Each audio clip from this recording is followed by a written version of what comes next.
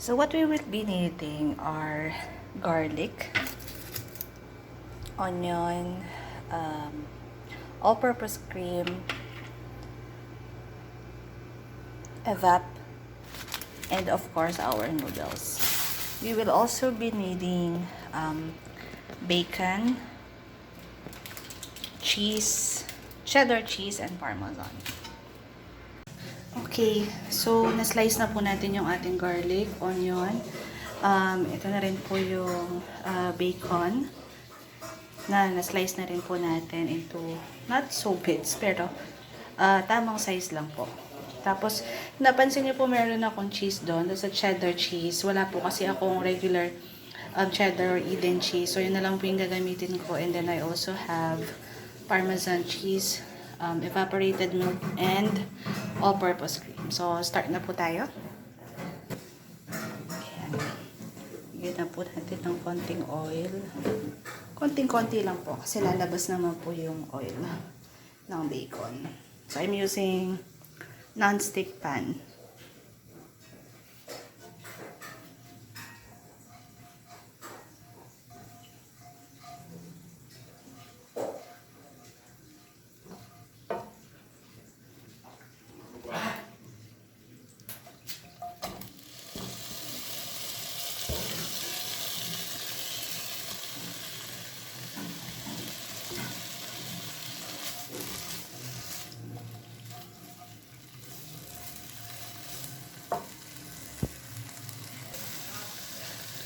So, ayan po.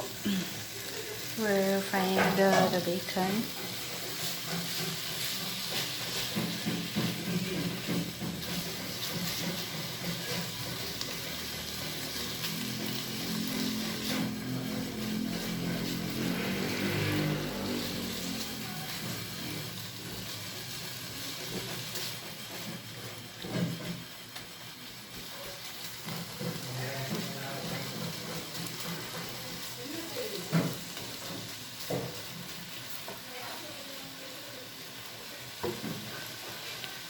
Hintayin lang po natin mag-fry ng konti. I prefer po kasi yung hindi masyadong toasted para mas nalalasahan pa rin yung bacon. So, balikan po natin maya-maya.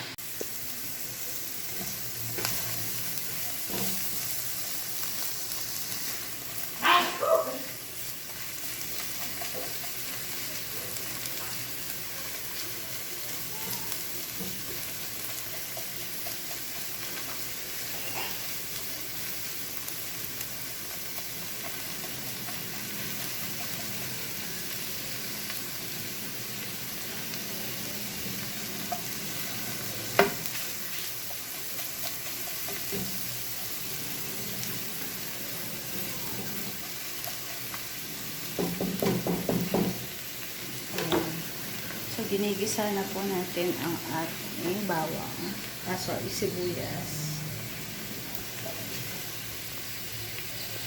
So, pag medyo yung translucent na po, lagyan na natin ang ating garlic.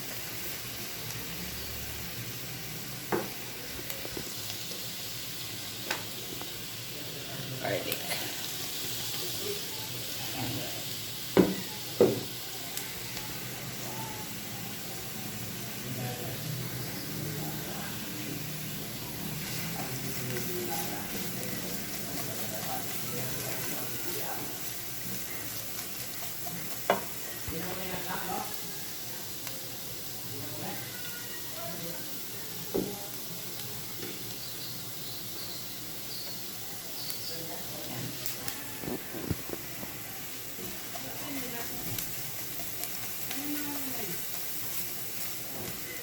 So, sa mga Kapampangan po kasi, ang turo po sa amin ng mga lolo't lola, mamit daddy, huwag pong madaliin ang gisa. Ayan lang po natin. Then later on, we will season it with a little bit of salt and pepper.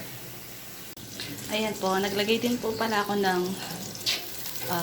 konting butter. This is 1 tablespoon of butter. Ayan. Another important ingredient. So, ayan po. Katapos po niyan, ihalo ko na po yung evap at saka all-purpose cream. Ayan po, nahalo ko na po yung evap at saka all-purpose cream. Hintayin lang po natin mag-simmer ng konti.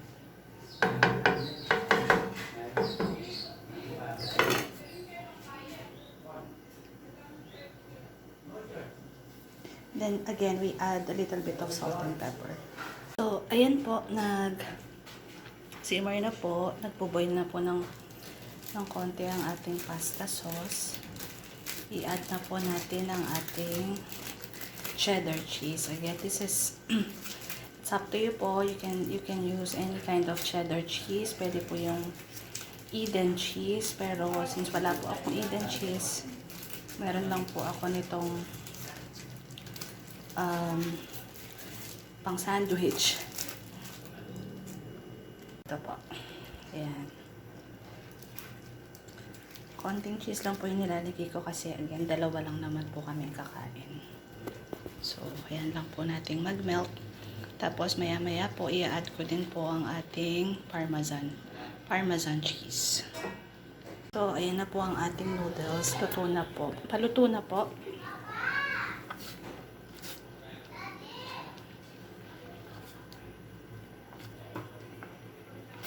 Ayan.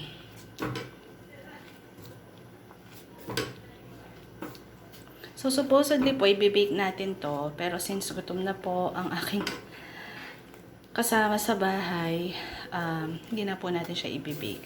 Pero pretty much the same lang po. Ihalo-halo nyo lang po lahat. Spread it out po sa baking pan.